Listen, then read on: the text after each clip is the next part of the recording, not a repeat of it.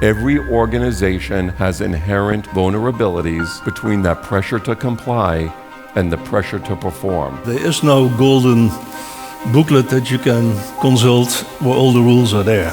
So this conference takes place at a highly relevant time. We are at the Peace Palace in The Hague, and today we have the closing conference on the Week of Integrity. And the Week of Integrity is an initiative of ICC Netherlands and focuses on improving integrity in business in order to create a level playing field. I'm very interested in today because normally the people I'm dealing with are administrators, politicians and so on. I think it's very important to get the business side of things. I think it's very strong to have it organized by ICC, being a company or an organization that is for business and the way you conduct business altogether. We believe that in the fight against corruption, a coalition can have a far greater aggregate impact, transforming this way into a role model. It's very bad for business when your competitors are paying facilitation money, are being corrupt and you aren't. So that's why we want to push back corruption. And I think that when everyone has a part in organizing these events, to bring thought leadership together, well, you're sort of raising the water and the knowledge level for everyone. I must say this year I was overwhelmed with not just the enthusiasm for this conference, but also I was inspired by unexpected input from around the globe, from people that learned about our conference. How can you measure integrity in any kind of organization?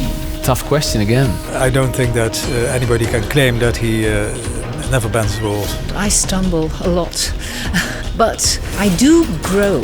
And if you're honest about making your mistakes, I think that's okay, and you can learn from it. All of us in the European Union are governed by treaties and conventions and values of fairness and non-discrimination and all of that. I think when things go wrong is that when people translate those values into rules, but the rules don't match the values. It's not only about the rules, it's about things that's behind the rules, the idea that's behind it.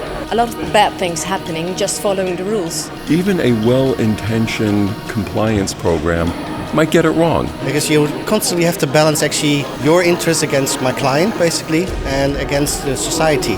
And that's a tough thing to do. And I think collective action is something where the business sector for the first time is really, in a very creative way, taking the issue in hands. One initiative we took to start what we call a platform for the advancement of integrity, which will be used to advance integrity by creating a much more awareness, which will improve our economy, but also will make our democracies better than they are now.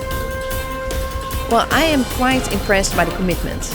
I think the compendium that ICC has developed is also going to be very helpful because it shows you that a lot of thought has already gone into this.